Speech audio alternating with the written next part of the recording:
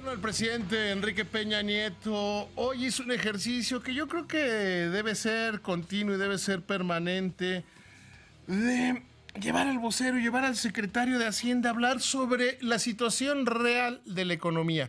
¿Dónde estamos parados en materia económica?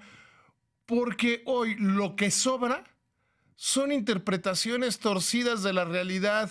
Y para hablar de este tema me da muchísimo gusto saludarte, José Antonio González Anaya, secretario de Hacienda. ¿Cómo estás? Muy buenas noches. Buenas noches, David. Muchas gracias por tenerme en tu programa otra vez. Siempre lo agradezco mucho.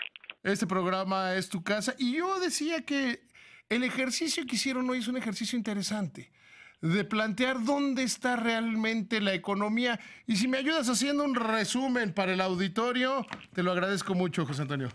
Pues mira, te lo agradezco mucho. Yo creo que exactamente como lo estás planteando, es como lo quisimos plantear. No un ejercicio triunfalista, pero sí un ejercicio objetivo de dónde vamos. Y te lo resumo muy rápido. En la primera parte es que en los últimos 5 años México ha enfrentado vientos adversos en términos económicos.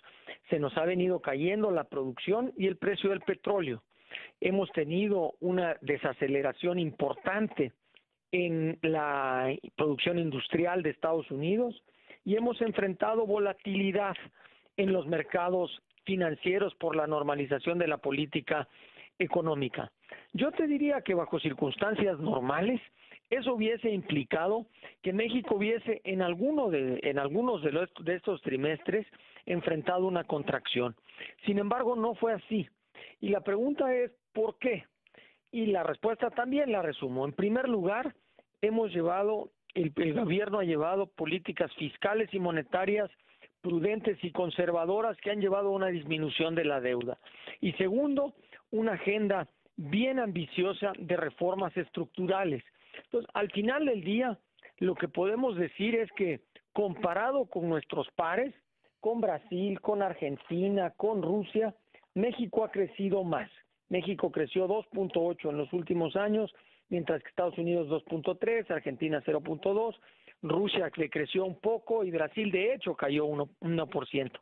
Entonces, es un ejercicio de que sí, y con esto termino, sí, nos falta mucho por hacer.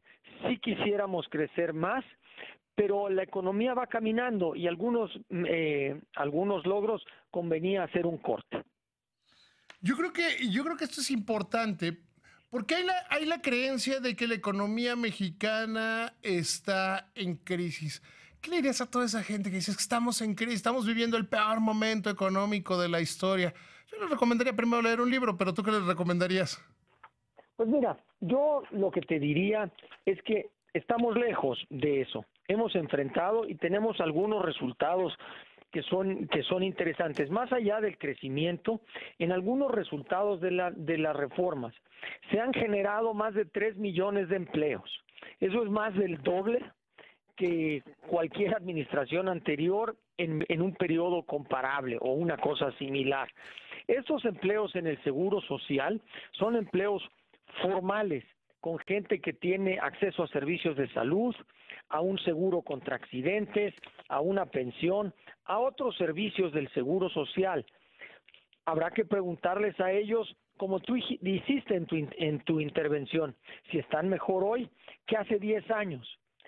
1 de cada 3 créditos del Infonavit se han dado durante esta administración. Eso no es un logro menor. El Infonavit se fundó a principios de los 70 y que 1 de cada 3 créditos se hayan dado en los últimos 5 años son muchos créditos, que son muchas familias que tienen hoy acceso a una casa. Habrá que preguntarles si están mejor. Las tarifas de celulares han caído 42% y la cobertura de banda ancha se ha aumentado casi 3 veces. Hay que pensar si estamos mejor en términos de comunicación que hace 10 años. Hoy, 8 de cada 10 jóvenes que entran a educación superior, a la universidad, es la primera vez en la historia de su familia que lo hacen. Pues también es un logro. Insisto, podríamos seguir uno por uno, pero no queremos decir que está todo bien. sí queremos decir que se ha avanzado y que algunas de estas cosas conviene pues resaltarlas y mencionarlas. Hay el mito, hay la creencia de que la deuda ha crecido y se ha salido de control. Pues mira, yo ahí te diría que de ninguna manera. La verdad es que parados en el 2013, los países grandes del mundo, el G20 y los países de Latinoamérica hicieron unas proyecciones de consolidación fiscal. Parados hoy en el 2018, el único que lo cumplió ha sido México. En el 2017 cerramos con un superávit primario, que quiere decir que sin quitar los pagos de intereses estamos mejor, y nuestra proporción de la deuda como porcentaje del PIB se ha disminuido de 49.9, de casi 50 a 46. Somos de los pocos países con un nivel de endeudamiento así de bajo y con una trayectoria descendente. Así que la deuda está bajo control. ¿Cómo? Pues con políticas fiscales y monetarias prudentes y conservadoras. Voy a decir un comentario que quizás no es apropiado, no siempre populares, pero que a la larga le han servido bien a México. Bueno, por ejemplo, hablando de esas medidas no populares, está el dejar de subsidiar a la gasolina, ¿no? Lo que todo mundo en un reduccionismo absurdo dice que son los gasolinazos. Un subsidio, y yo lo digo mucho en este programa, que es un subsidio que me convenía más a mí, que tengo carros de 8 cilindros. Pues mira, o sin duda sea, alguna, que es un tema injusto. O sea, ¿por qué se tiene que subsidiar toda la gasolina cuando es un subsidio que le tocaba, tú tienes el dato más claro, pues le toca, eso es un subsidio a los ricos, es un subsidio, no es un subsidio a los pobres, es un subsidio a los ricos? Sin duda, el 70% de ese subsidio iba a 30%, a menos del 30% de la población.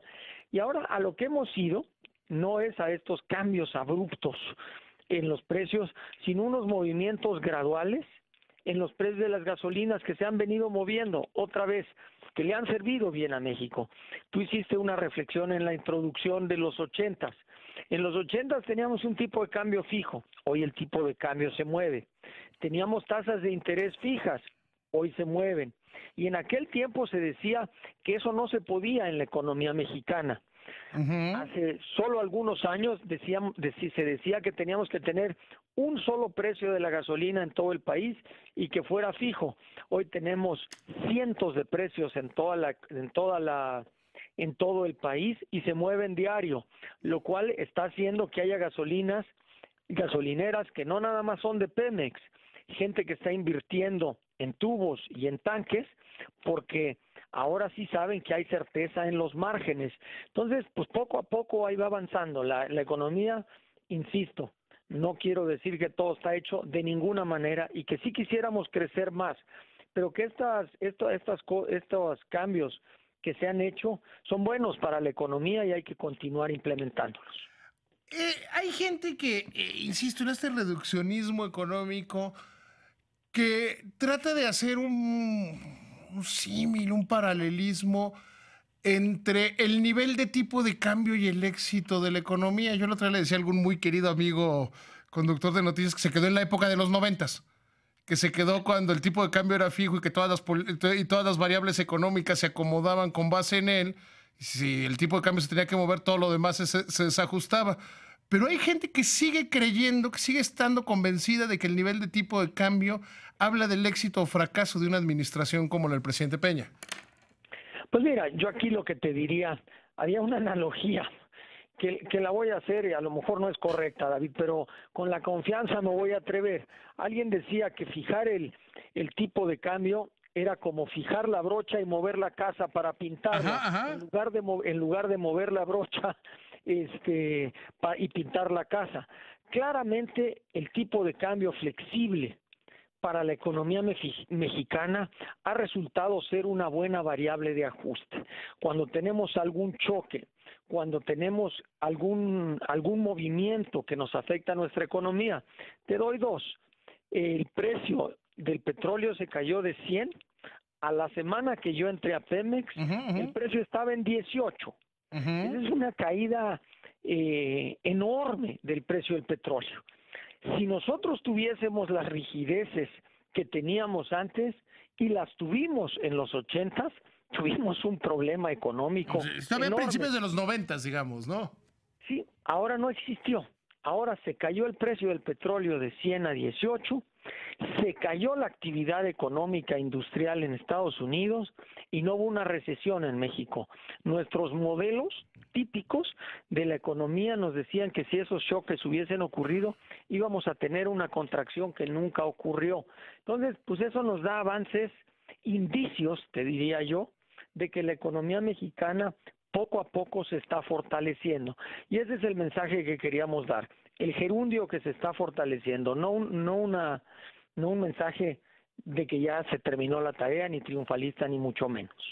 No, lo que pasa es que un país está vivo y nunca se acaba la tarea. Te agradezco muchísimo, José Antonio, que me hayas tomado la llamada. Te mando un abrazo con admiración y cariño. Igualmente, muchas gracias, David.